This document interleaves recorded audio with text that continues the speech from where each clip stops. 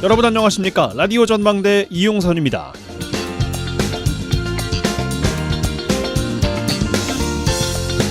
2024년 새해 첫날입니다. 한 해를 계획하는 큰 그림이 나오는 날이기도 하죠.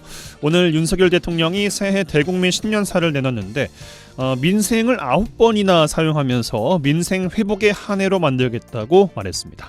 지난해 이권 카르텔 타파를 강조하면서 사교육 노동계에 광범위하게 적용했던 걸 올해는 더 강조했는데 패거리 카르텔이란 말까지 썼습니다.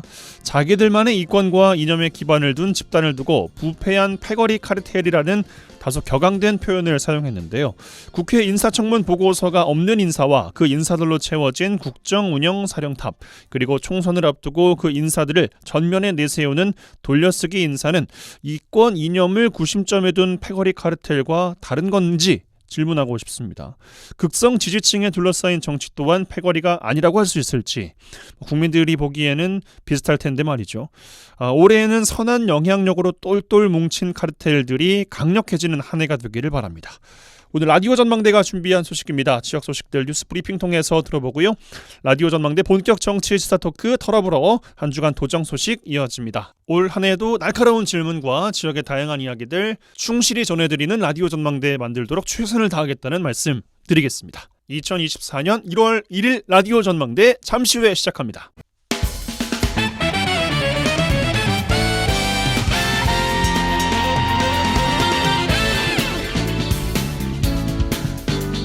네, 2024년 갑진년 1월 1일 월요일입니다. 라디오 전망대 시작합니다. 먼저 우리 주요 뉴스, 지역 주요 뉴스들 정리해 보겠습니다. 뉴스 브리핑 GBS 뉴스의 차범준 편집장과 함께합니다. 전화 연결돼 있어요. 안녕하십니까? 네, 안녕하세요. 네, 자 전남 동부 지역에도 한 해 마지막 날을 기념하는 해넘이, 그리고 오늘 아침 새해 첫날을 맞이한 해맞이 행사가 곳곳에서 개최됐습니다. 먼저 순천시의 해넘이 해맞이 행사 내용부터 좀 정리해 볼까요? 네, 전남 동부권 지역 곳곳에서 어제 한 해를 정리하는 해넘이 행사와 오늘 아침 이 갑진년 새해를 맞는 해맞이 행사가 개최됐습니다. 순천시에서는 어제 오후 순천 와원 해변 등에서 이 해넘이 행사를 개최한 데 이어 오늘 아침에는 지난해 정원 박람회를 앞두고 조성한 오천동 그린 아일랜드와 화포 해변, 봉화산 등지에서 해맞이 행사를 개최했습니다. 순천시의 해맞이 행사는 오늘 오전 6시 30분부터 오천동의 그린 아일랜드에서 청룡의 해를 맞아 여명을 밝히는 깃발 퍼포먼스를 시작으로 해맞이객들의 새해 소망을 비는 여의주 소원 풍선 날리기, 여의주 포토존, 새해 덕담 열전, 해맞이 퍼포먼스 등 다양한 프로그램이 진행됐습니다. 오늘 해맞이 행사에서는 추운 날씨에 행사장을 찾는 시민들을 위해 시민단체가 따뜻한 차와 떡국을 나눴고, 농협과 광주은행에서는 핫팩과 어묵을 시민들에게 나누기도 했습니다. 예, 광양시의 해넘이 해맞이 행사는 구봉산 전망대가 명소로 또 알려지고 있는데 광양시 소식도 정리해 주실까요? 네, 빛과 볕의 도시로 불리는 광양시는 개묘년 마지막 해넘이와 갑진년 첫 해돋이가 구봉산 전망대와 배알도 수변공원 해맞이다리, 광양 마로산성 등에서 개최됐습니다.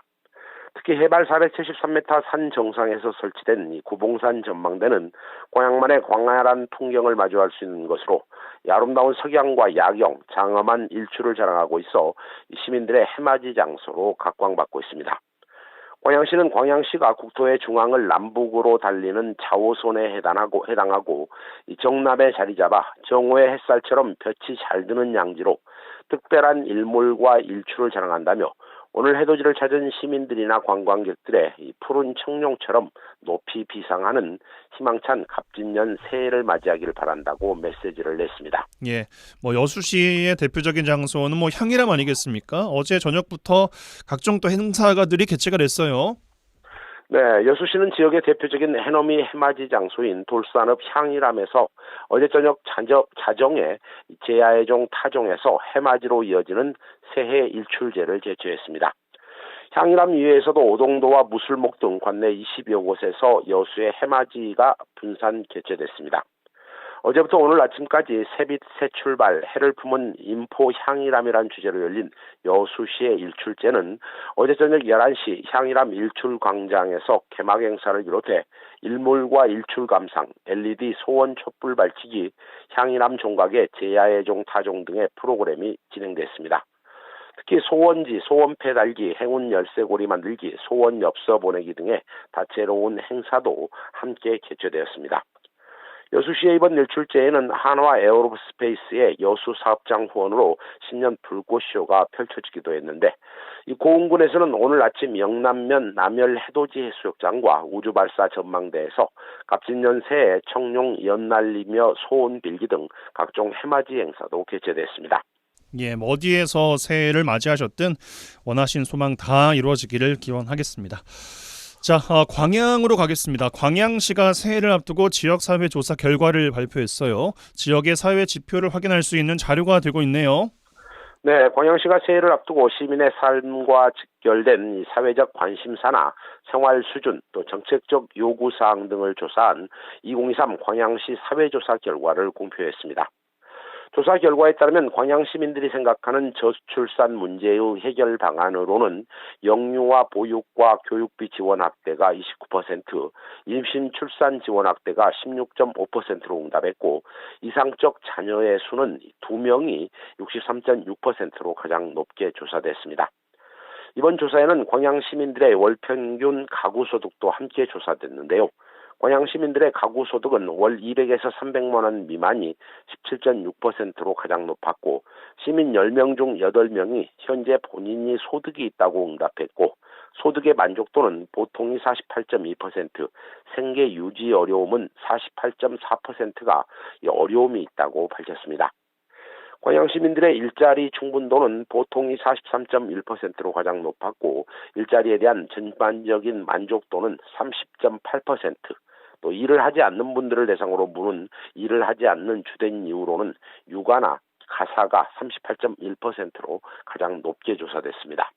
광양 시민들이 가장 걱정하는 질병과 주거 환경 만족도, 환경 문제에 대한 인식도도 함께 조사된 걸로 알고 있는데, 관련 이야기도 정리해 주실까요? 네, 광양 시민들의 사회조사 결과에는 시민들의 질병 관련 의식도 조사됐는데, 광양 시민들은 10명 중 4명 정도가 이 암을 가장 걱정하는 질환으로 응답했습니다.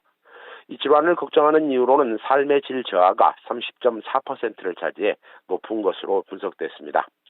광양 시민들의 흡연율도 조사됐는데요. 흡연율은 17.8%로 흡연자들의 금연 시도는 44.4%로 나왔고, 금연을 못하는 이유로는 이 스트레스 때문이다라는 응답이 48.6%로 가장 높게 나왔습니다. 광양 시민들의 주거 환경에 대한 만족도는 주택이 38%, 또 상하수도, 도시가스 등의 기반 시설은 42%, 주거지역 내 주차장 이용 만족도가 30.9%로 나왔습니다.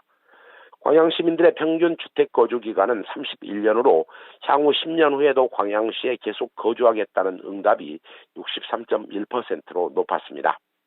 환경 문제에 대한 우선 대응 분야로는 기후변화와 재난 대응이 34%, 대기 오염이 25.2%, 방사능 물질 오염이 15.9%로 응답했고, 향후 늘려야 할 지역의 편의시설과 관련해서는 보건의료시설이 25%, 문화와 예술시설이 13.2%, 생활체육시설이 11% 순으로 나왔습니다.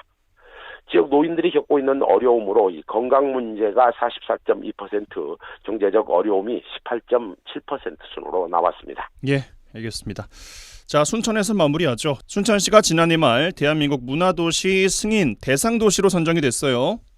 네, 지난 29일 순천시가 문화체육관광부가 주관하는 대한민국 문화도시 조성계획 승인 대상지로 선정됐다고 밝혔습니다.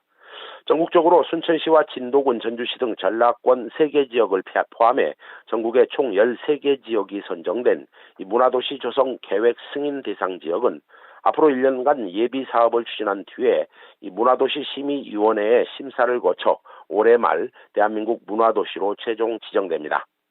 정부는 대한민국 문화도시로 지정된 지자체에 2025년부터 27년까지 3년 동안 국비 100억 원과 지방비 100억 원 등 최대 200억 원의 예산을 투입할 예정입니다. 순천시는 문화도시로 최종 지정되면 순천시의 고유한 정원 문화를 토대로 로컬 콘텐츠를 육성해 지역 문화 인력을 발굴하고 새로운 일자리를 창출하겠다는 구상입니다. 예, 알겠습니다. 여기까지 뉴스브리핑 주베이스 뉴스의 차범준 편집장과 함께했어요. 고맙습니다. 네, 고맙습니다.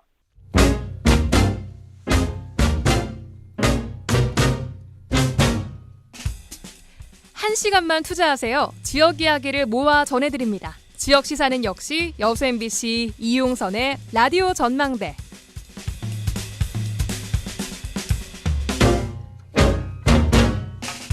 네, 새해에도 본격적으로 털어봐야겠죠. 라디오 전망대 본격 정치 시사 토크 털어보러 시작하겠습니다. 민주당 서동용 의원, 천하람 신당 창당 준비위원장이 됐어요. 함께 또 진행해 볼 텐데 먼저 서동용 의원 전화 연결돼 있습니다. 나와 계시죠? 반갑습니다. 새해 복 많이 받으십시오. 서동용입니다. 예, 원님도 새해 복 많이 받으십시오. 고맙습니다. 올해 라디오 전망대 첫 번째 게스트신데 청취자분들께 새해 덕담 한마디 부탁드리겠습니다. 정치자 여러분, 올해가 청룡의 해라고 합니다. 그 청룡의 비상한 기운들이 청취자 여러분 모두의 가정에 다 잘 퍼졌으면 좋겠고요. 올해 한 해 계획했던 모든 일들이 잘 이루어지시기를 빕니다. 감사합니다. 예.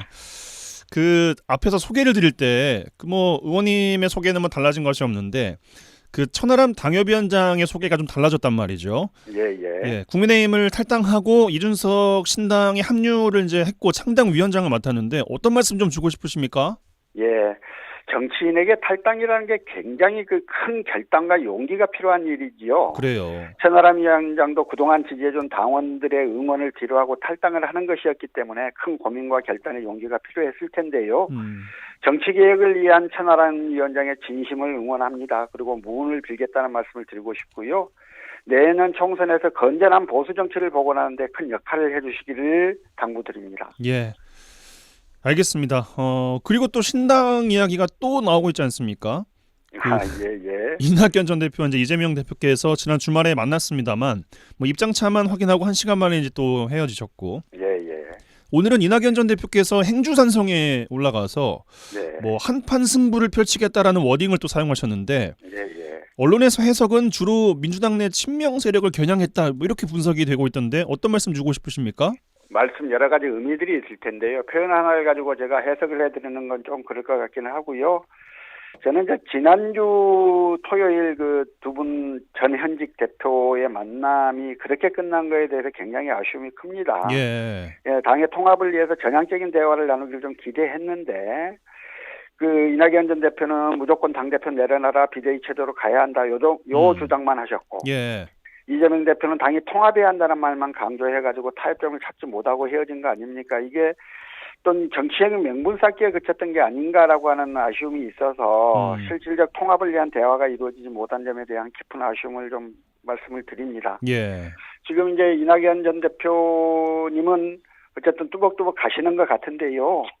이게 저희 지역뿐만 아니고 전남 전체, 호남 전체 다수의 지역민들이 신당 창당에 대해서는 반대하고 계시는 걸로 저는 파악이 됩니다. 그래요. 지금 민주당이 하나로 똘똘 뭉쳐야 총선에서 압승할 텐데 이게 당이 나눠지면 안 되는 거다 이런 이야기인데요. 일단 이제 지금까지는 아직도 그 함께 할 현역 국회의원들은 뭐 많지 않은 걸로 저는 예상을 합니다. 그런데 만일 창당이 되는 경우 총선에서 1% 이내의 박빙의 승부를 펼치는 지역에서는 그 이낙연 신당이 민주당 후보를 떨어뜨리고 오히려 국민의힘 후보를 당선케 하는 그런 데 결정적인 역할을 할 수도 있거든요. 이게 신당 창당이 매우 위험하다고 보는 이유고요.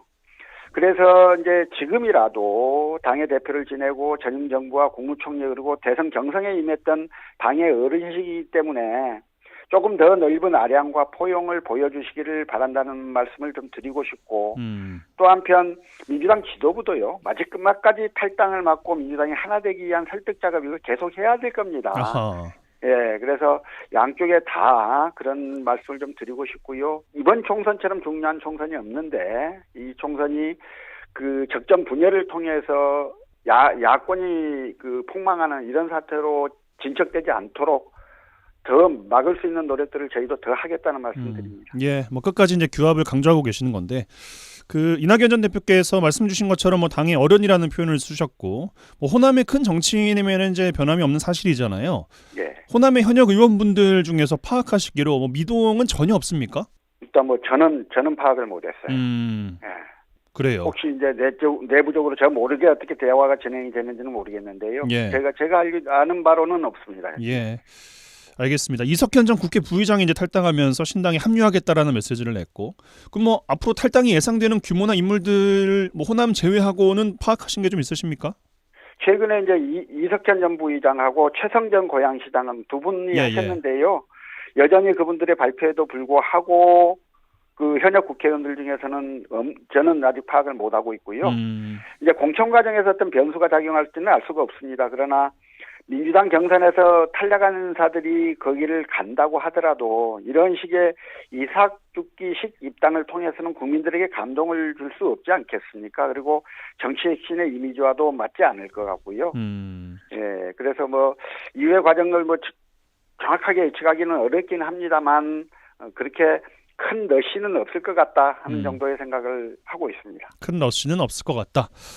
알겠습니다. 이 정도로 마무리를 하죠. 다음 주제로 좀 넘어가면 국회 뭐 정개특위 선거구 획정이 남아 있습니다만 아직 그 확정은 언제쯤 나는 겁니까 이게? 그 일각에서는요. 예. 지난번 21대 총선 때 39일 전에 획정이 됐거든요. 아, 그랬어요. 그게 3월 7일 새벽 2시였습니다. 미치겠네요, 진짜. 그때가 저 순천시 해동면이 떨어져가지고 광양곡성구리에 붙이는 그날이었기 때문에 제가 기억을 하고 있는 건데요. 예. 이번에도 39일 전까지 하면 되는 거 아니냐, 뭐 이런 식의 이야기도 일부에서는 하는 것 같아요. 근데 안 되죠. 이건 정말 유권자에 대한 태도도 아니고요, 정치 신인들에 대한 태도도 아니에요. 이건 정말 옳지 않은 태도고 가급적 빨리, 지금도 늦었습니다만 가급적 빨리 획정하도록 노력해야 될 것 같고, 일단 이제 순천 두 개로 분구하는 문제에 대해서는 저희도 더 목소리를 더 내야 될 것 같아서요. 이제 내일 모레 1월 4일 날 저하고 소병철 의원님 그리고 우리 지역의 도의원 시의원들을 같이 서울서 모여가지고 순천시 두 개 분구를 촉구하는 좀 성명을 내고 그럴 계획입니다. 예, 그렇군요. 그 이정현 전 새누리당 대표께서 광양 곡성 구례 출마를 확정하신 모양이에요. 뭐 그러신 것 같더라고요. 예, 뭐 민주당 내 이제 경선도 있어야겠습니다만 민주당 입장에서는 이 전 대표와의 경쟁 어떻게 받아들이고 계십니까? 예, 뭐 이제 저 입장에서는 어느 후보가 오더라도 달라질 건 없지요. 그러니까 지역 발전을 위해 더 좋은 방안과 비전을 갖고 주민들께 평가를 받는 거 아니겠어요. 그래서 저는 뭐 오로지 주민만 보고 가겠다는 마음을 갖고 있는 건데요. 예. 이제 그분이 이제 정부 여당 소속이시니까요. 그런 정부 여당 소속으로서 지역 발전과 민생에 대한 좋은 방안을 제시하고 현역인 저와 경쟁해서 주민들의 선택을 받을 수 있도록 좋겠다 하는 생각이고 그렇게 하는 게 더 지역 발전에 도움이 되지 않을까 하는 생각입니다. 예, 경쟁이 더 치열하게 붙는 게 지역 발전에는 도움이 될 수 있다라고 받아들이시는 거예요? 예. 오, 그렇군요. 그 광양은 뭐 다듬어지지 않은 원석이다라는 말씀을 이 전 대표가 출마를 확정지으면서 이제 좀 이야기를 하셨는데 서영께 광양은 어떤 곳입니까? 예. 일단 이정현 전 대표가 이제 광양은 다듬어지지 않은 원석이다라고 표현을 하면서 광양에 예산의 물꼬를 트일 수 있도록 하겠다 이렇게 말씀을 하셨다고 그래요. 예. 예, 지역 발전을 위한 예산 확보에 최선을 다해왔던 현역 국회의원인 저로서는 그렇게 말씀하시는 것에서는 굉장히 환영하는 바입니다. 광양은 잘 아시는 대로 전남의 가장 젊은 도시 아니에요. 예. 인적 자원이 풍부하고 발전 가능성이 매우 높습니다. 국내 굴지의 대기업이 있고 광양을 중심으로 한 물류 산업 그리고 전통적인 철강 산업을 넘어서서 2차 전지나 수소 LNG와 같은 국가 첨단 산업 중심지로 도약을 준비하는 곳 아니에요. 섬진강과 같은 천혜의 관광 자원을 보유하고 있어서 전남을 넘어서 남해안 남중권의 중심지 역할을 할 수 있는 곳이기도 하고요. 이렇게 이제 광양은 아주 발전 가능성이 높은 곳입니다. 그런데 그 문제와 이정현 전 대표의 발언을 신뢰할 수 있느냐는 좀 별개의 문제가 아닐까 싶어요. 이정현 전 대표는 윤석열 정부의 지방시대위원회 부위원장 아니셨습니까? 지금도 맡고 계시는 거고요. 예. 근데 윤석열 정부 들어서 지방을 살리기는커녕 오히려 수도권 집중만 계속 가속화하고 있습니다. 지방시대위원회 부위원장으로서 아무런 역할을 못 하시다가 선거 출마를 선언하면서 지역을 살리겠다고 하는 건 너무 무책임한 게 아닌가라는 생각이고요. 예. 윤석열 정부 들어서 정말 지방이 훨씬 더 어려워지고 있고 그 반도체 학과의 수도권 개설을 통해서 첨단 산업 인력이 수도권 집중화되는 걸 방치하고 있고요. 최근 김포시의 서울 편입과 같은 논란을 통해서 보더라도 지방시대가 아니라 수도권 집중에 오히려 더 힘을 쏟고 있는 게 아닌가라고 하는 생각이 드는 거거든요. 예. 그러면 이제 이정현 전 대표는 윤석열 정부 하에서 고위직 일원으로서 역할을 하셨던 건데 그 부분 역할을 제대로 못 하신 거에 대해서는 뭔가 좀 사과부터 하셔야 되는 게 아닌가라는 생각입니다. 지역에 아무런 관심이 없다거나 또는 역할을 못 하시다가 선거를 앞두고 갑자기 예산 등의 문제를 가지고 뭘 하겠다고 하시면 시민들이 좀 어리둥절해 하시지 않겠어요? 그런 생각입니다. 알겠습니다. 지역의 또 다른 이야기도 좀 여쭤보겠습니다. 2030년부터 쓰레기 직매립이 금지가 될 예정인데 각 지자체마다 이 쓰레기 처리장 때문에 골머리를 앓고 있습니다. 광양시 최근 뉴스에 보니까 입지선정위원회를 구성하고 이제 입지 선정에 나서겠다라고 발표했고, 뭐 보셔서 알겠습니다만 인근 여수 순천시가 지금 완전히 지금 이것 때문에 골머리를 썩고 있어요. 예. 뭐 입지 선정 단계부터 뭐 난항을 또 겪고 있고, 광양시가 이 시점에서 반면교사 삼아야 될 부분은 뭐라고 보십니까? 일단 핵심은 행정 절차의 투명성을 제고하고 주민들을 설득하기 위한 노력을 더 하는 거예요. 예. 순천시 이야기하셨지만 폐기물 매립부 선정 과정에서 가장 논란이 되고 반발이 있었던 게 바로 주민의 의견을 무시했다는 거, 소통이 부족했다는 거 아니겠습니까? 예. 소통을 하지 않으면 대화로 해결할 수 있는 문제가 의혹이 되고요. 주민과 행정기관이 깊은 갈등으로 빠질 수밖에 없습니다. 최근 순천시에서 또 법적 소동도 진행이 되고 있고요. 그랬어요. 예, 이런 문제를 본보기 삼아서 광양시는요, 모든 과정에서 끊임없이 주민을 설득하고 주민들이 적극 참여할 수 있도록 대화 창구를 좀 실기로하는 노력들을 꼭 해야 한다라는 말씀을 드리고 싶어요. 입지 선정 관련해서는 사실 이게 뭐 환영받을 만한 시설은 아니잖아요. 예. 어떻게 하면은 설득이 되고 어떻게 하면 반발을 좀 최소화할 수가 있겠습니까? 뭐 최적의 장소라고 선정이 된다고 하면 지역에 없어서는 안 될 시설인 것도 분명하잖아요. 예. 그런데 이제 이건 뭐 주민 수용성이 아주 적은 시설이란 말입니다. 그랬기 때문에 우리 지역뿐만 아니고 전국 각지에서 주민과 행정기관의 갈등이 아주 심한 게 쓰레기 처리장 같은 건데. 그렇습니다. 이게 이제 물론 광양시에서도 위원회를 선정했으니까 위원회가 좋은 입지 선정안을 마련할 겁니다. 근데 문제는 시민들이 동의를 해야 되는 문제 아니겠어요? 예. 그런데 지금까지 행정기관들이 겉으로는 주민들과 협의를 한다고 하지만 그 협의를 매우 형식적인 절차로만 이해하고 있었던 문제가 있었다고 봐요.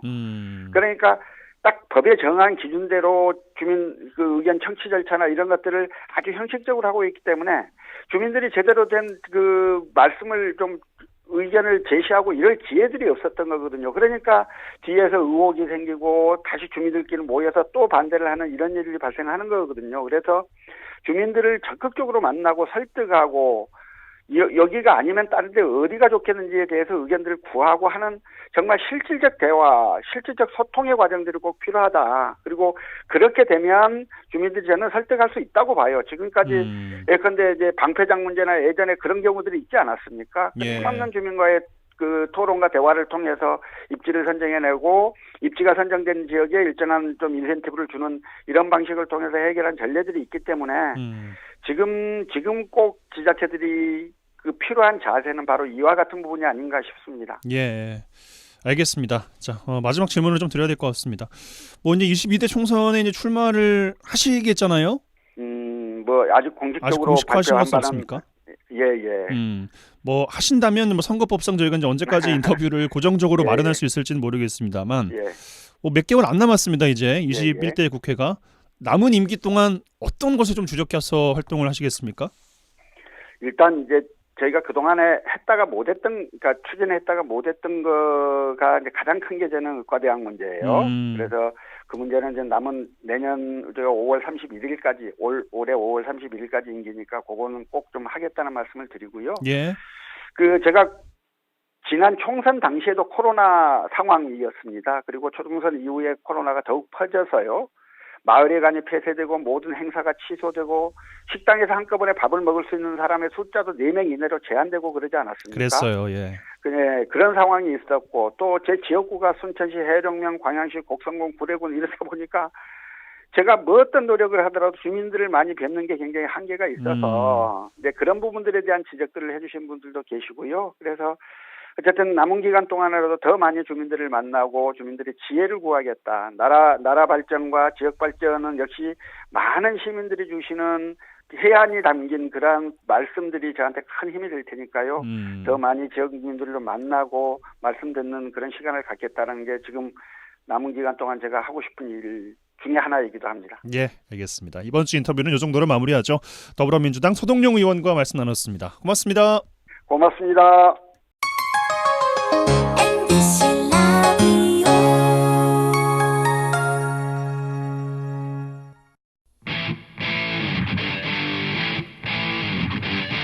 젊고 당찬 시사 생활밀착 뉴스 이용선의 라디오 전망대.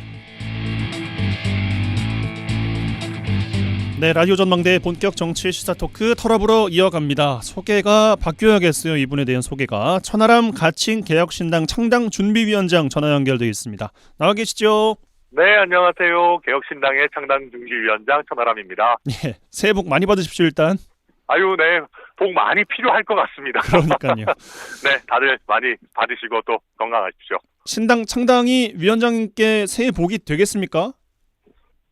그거는 복이 되도록 해야 되는데요. 예. 그러니까 결과적으로 우리 하늘은 스스로를 돕는 자를 돕는다고 하지 않습니까? 그러니까 이게 정치의 영역이라는 게 참 재미있는 게 정치인들이 최선을 다해야지만 또 국민들께서 사랑을 주시고 또 국민들께서 사랑을 주셔야 또 정치인들도 원하는 바를 이루는 거니까요. 결국 국민들의 마음을 얻을 수 있도록 하느냐, 그게 핵심인 것 같습니다. 예. 아니 지난주에 이제 그 뉴스 보고 깜짝 놀랐는데 네. 언제 탈당해야겠다는 마음을 굳히셨습니까? 솔직하게 말씀드리면은 예. 계속 고민 많이 했습니다. 언제까지요? 거의 탈당하기 며칠 전까지도 계속 고민했고요.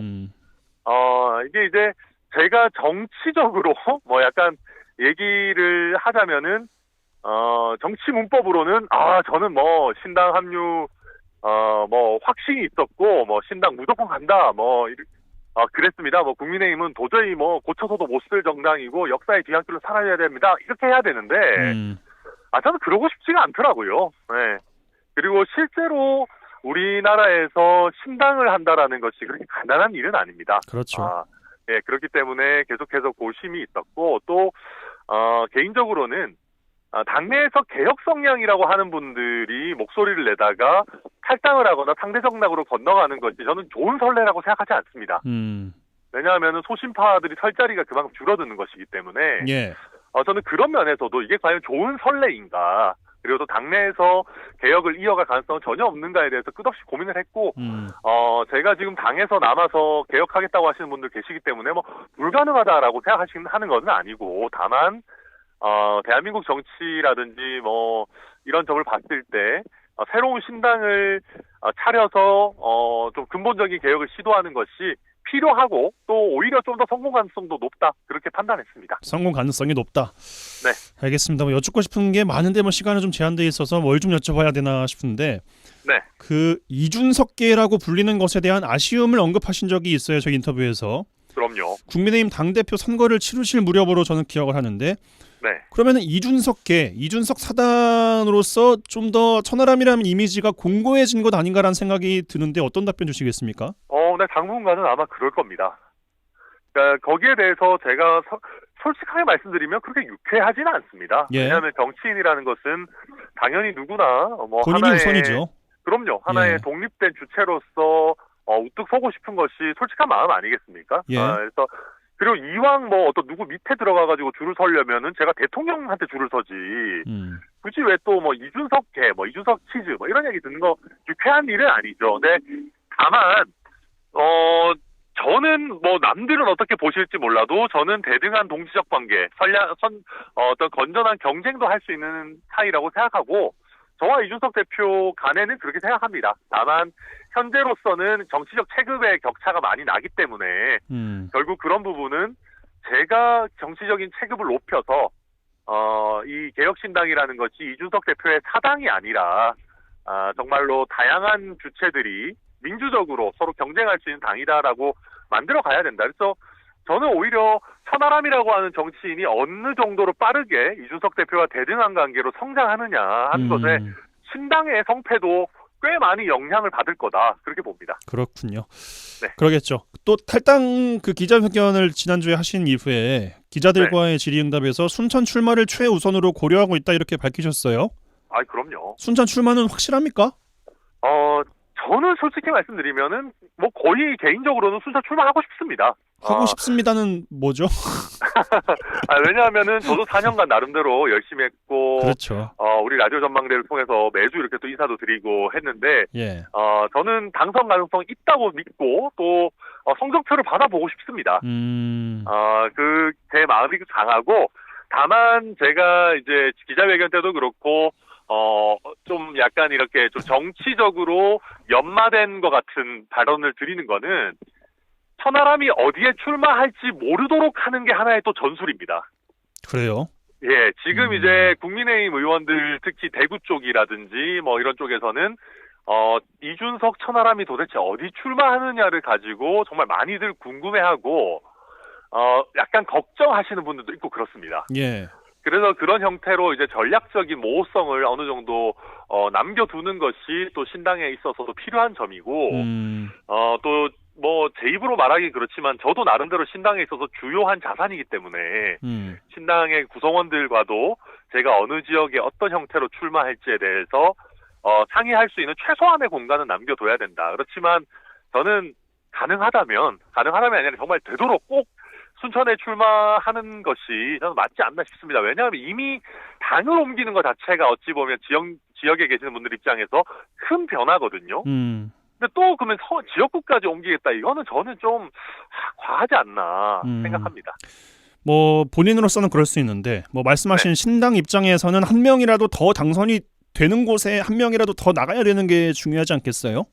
저는 그래서 이게 이제 신당이 제가 지지율 그 여론조사 결과들을 쭉 보면 이 숫자를 말씀드리면은 이 또 줄줄 읊어야 되니까 그렇지만 재미있는 것이 영남과 호남에서의 지지율 격차가 거의 없습니다.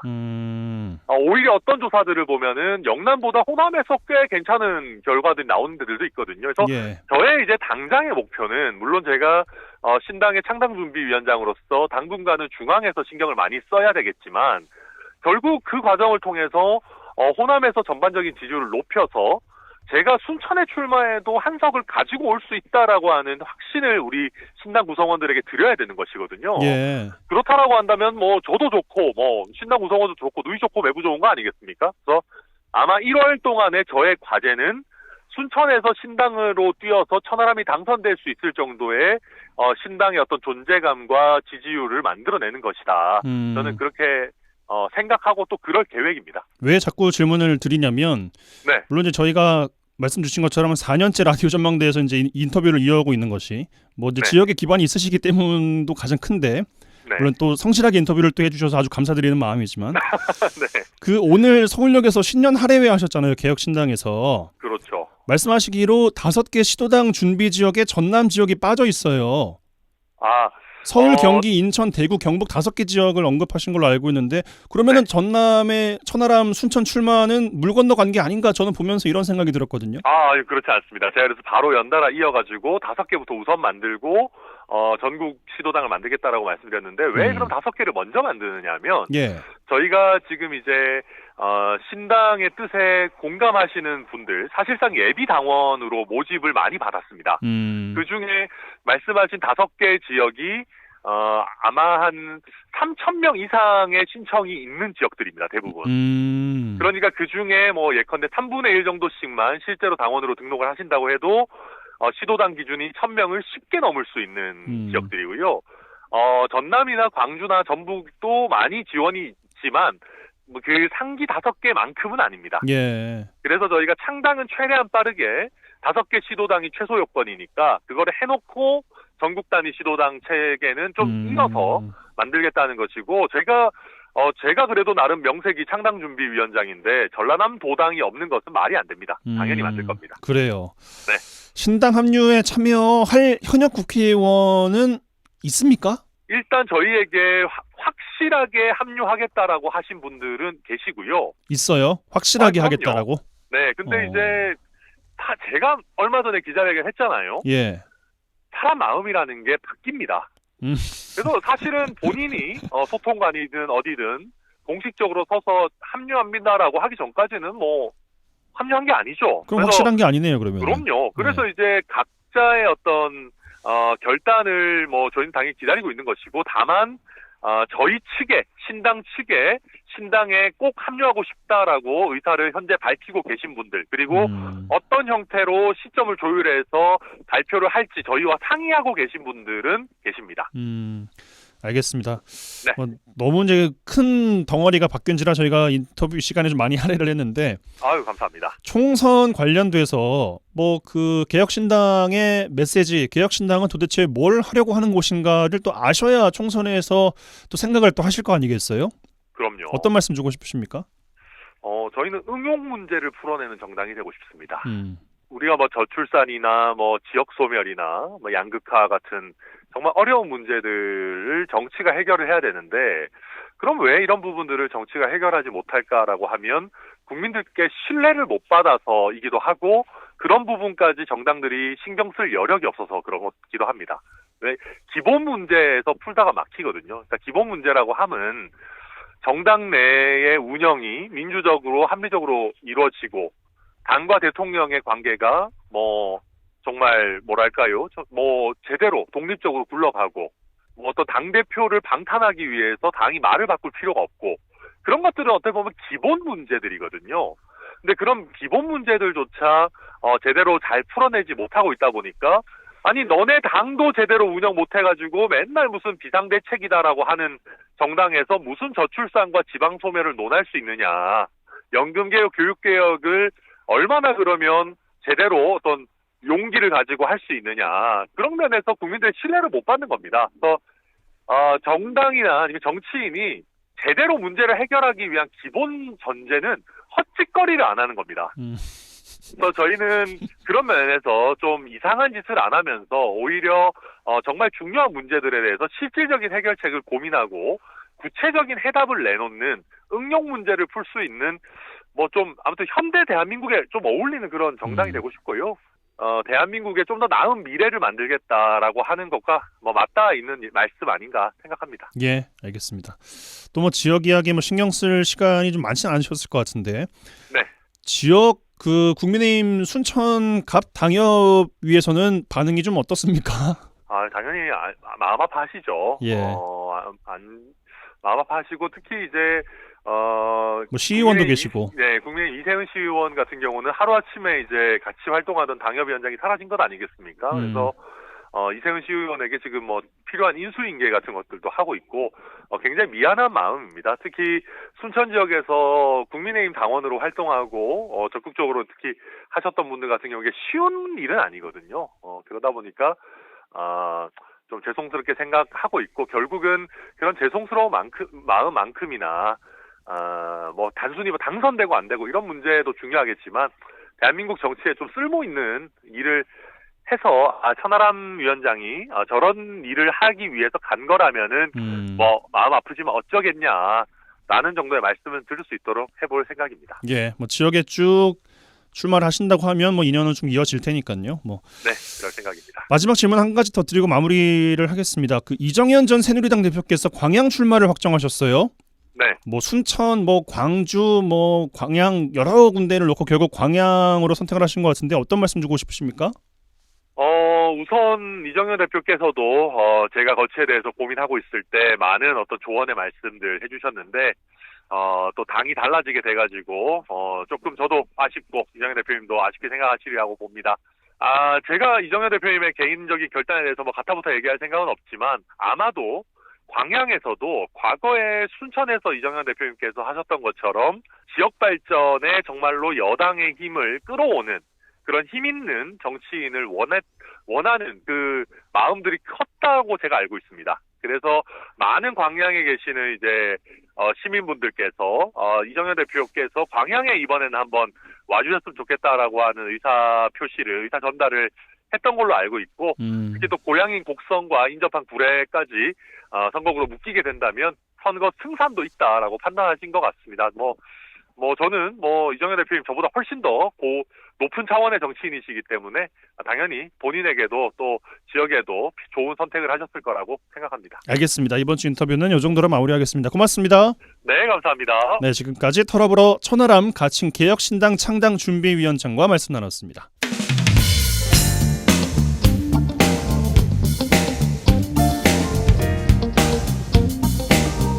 네, 새해 첫날 주요 도정 소식 살펴보겠습니다. 전라남도 대변인실 방준환 사무관 전화 연결되어 있습니다. 나와 계시죠? 네, 반갑습니다. 반갑습니다. 네, 자, 첫 소식입니다. 전남 도내 지방 하천인 순천 동천과 황룡강이 국가 하천으로 승격됐다는 반가운 소식이에요. 예, 그렇습니다. 순천 동천 13.30km와 또 장성 항룡과 27.59km 지방 하천 구간이 환경부 국가수자원관리위원 심의를 통과해서 국가 하천으로 정식 승격이 됐습니다. 특히 이번 승격은 그동안 하천법 제정 이후 62년 동안 국가하천 승격이 전무했던 우리 전남에서 국가하천 2개소가 승격돼 하천 행정이 이뤄낸 쾌거다, 이런 평이 컸습니다.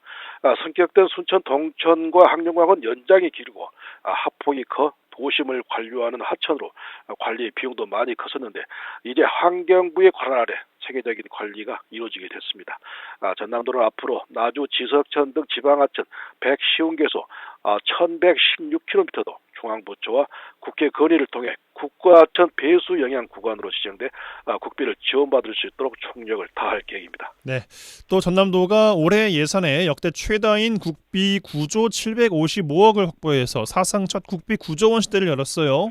예, 그렇습니다. 올해 확보된 국고 예산은 2023년 8조 6,525억 원과 비교해 한 4.9% 정도 증가했는데요. 지난해 9월 정부 예산에 반영된 8조 6,021억과 대비해서도 국회 심의 단계에서 4,734억을 추가 확보해 역대 최대 규모의 성과를 냈습니다.